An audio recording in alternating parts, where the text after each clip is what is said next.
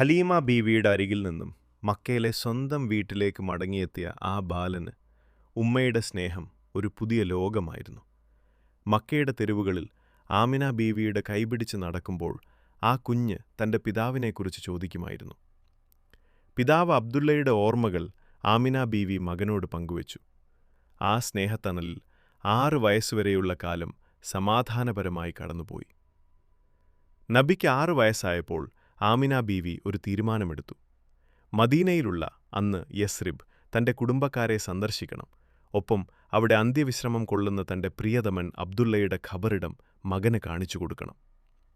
വിശ്വസ്ത ദാസി ഉമ്മു ഐമിനെയും കൂട്ടി അവർ മക്കയിൽ നിന്നും മദീനയിലേക്ക് നീണ്ട യാത്ര തിരിച്ചു. മദീനയിലെത്തിയ ആ ബാലന് അവിടെ പുതിയൊരു ലോകമായിരുന്നു. അവിടുത്തെ തോട്ടങ്ങളും കിണറുകളും ആ കുഞ്ഞിനെ ആകർഷിച്ചു. ബന്ധുക്കളോടൊപ്പം കളിച്ചും ചിരിച്ചും 1 മാസം അവിടെ ചിലവഴിച്ചു.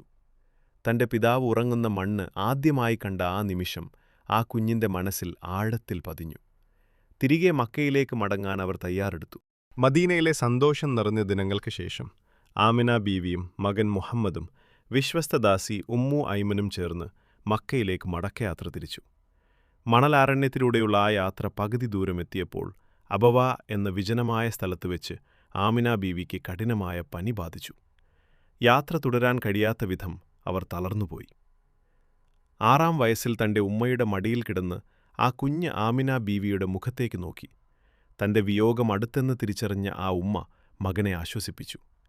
എൻ്റെ കുഞ്ഞെ, നീയൊരു വലിയ ദൗത്യത്തിനുള്ളവനാണ് എന്ന് ആത്മഗതം ചെയ്തുകൊണ്ട് ആ മണൽത്തരികൾക്കിടയിൽ വെച്ച് ആ പുണ്യമാതാവ് അല്ലാഹുവിലേക്ക് യാത്രയായി.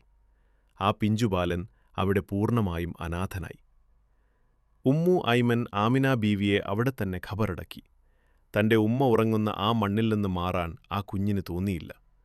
ഒടുവിൽ ഉമ്മു ഐമൻ്റെ കൈ പിടിച്ച് ഇടയ്ക്കിടെ തിരിഞ്ഞു നോക്കി കണ്ണീരോടെ ആ ബാലൻ മക്കയിലേക്ക് നടന്നു.